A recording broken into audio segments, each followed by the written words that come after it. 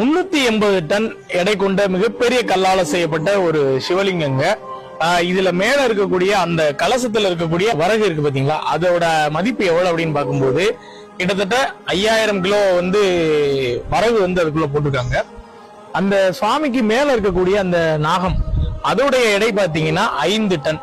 இப்படி ஒரு பிரம்மாண்டமான ஒரு சிவன் கோவிலை விருதுநகர் மாவட்டத்துல கடந்த ஒரு 2 வருடங்களுக்கு முன்ன இந்த இடத்த பிரதிஷ்டை பண்ணிருக்காங்க. பெரிதளவுல யாருக்கும் தெரியாத ஒரு இடமா தான் இந்த இடம் இருக்குது. இந்த இடத்துக்கு நீங்க வரும்போதுதான் தெரியும் எவ்வளவு பிரம்மாண்டம் இருக்குதுன்னு. இந்த சிவன் மேலேயே பாத்தீங்கன்னா கிட்டத்தட்ட 1008 லிங்கங்கள் இருக்குது. அதே மாதிரி பாத்தீங்கன்னா 108 நந்தி இருக்குது, 63 நாயன்மார்கள், 18 சித்தர்கள். இது எல்லாமே நீங்க இந்த கோவில்ல பார்க்கலாம். அவ்வளவு பிரம்மாண்டமான ஒரு சிறப்பம்சம் மிக்க ஒரு இடம்ங்க. இந்த கோவில் ராஜராஜ லிங்கேஸ்வரர் அப்படின்ற திருநாமத்துல இந்த கோவில் அழைக்கப்படுதுங்க.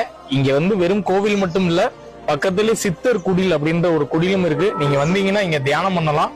அவ்வளவு அற்புதமா இருக்கு. தற்பை புல்லால மேயப்பட்ட ஒரு குடில் செஞ்சிருக்காங்க. அவ்வளவு சிறப்பம்சம் மிக்க ஒரு இடம்ங்க. பெரிதளவுல யாருக்கும் தெரியாத ஒரு இடமா இருக்குது.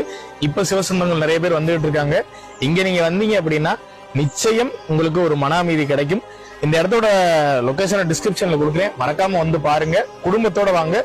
குறிப்பா இந்த காணொலியை நிறைய பேருக்கு ஷேர் பண்ணி தெரியப்படுத்தும்.